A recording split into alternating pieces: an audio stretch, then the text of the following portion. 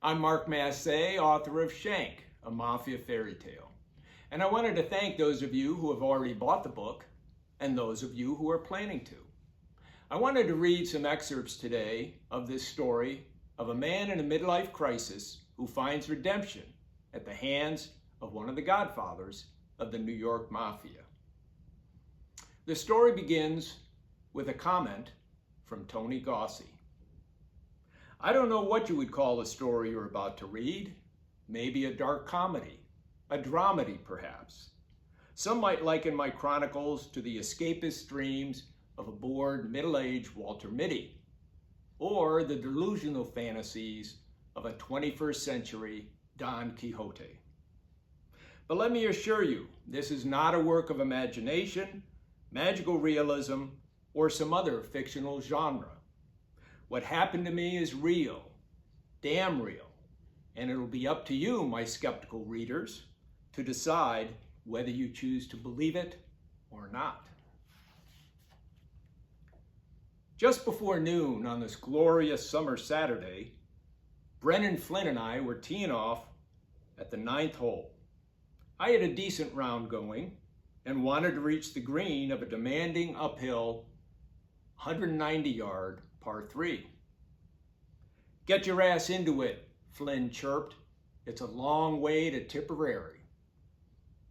I should have choked down on a 5-wood and swung easy.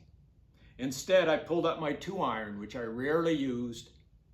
I adjusted my grip for a slight draw, but swung too fast, my right elbow flapping like an oversized chicken wing.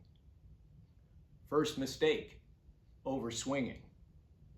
The club's hosel struck the ball instead of the club face of my unforsaken, unforgiving 2-iron. Look out, Flynn cried. It's the Shawshank Redemption. The dreaded shank. My tee shot sounded like it belonged on a Bugs Bunny cartoon and not on the pristine fairways of Oakwood Country Club.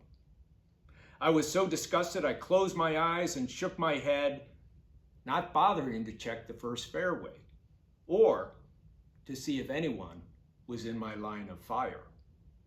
Second mistake, didn't follow golf etiquette and yell 4. My Titleist Pro V1 golf ball was screaming at a cruel angle toward a hulking guy in a garish purple and yellow shirt and white pants. He was hitting his approach shot, unaware he was about to be creamed by my golf ball. Flynn grabbed my shoulder and spun me around to face the pending catastrophe.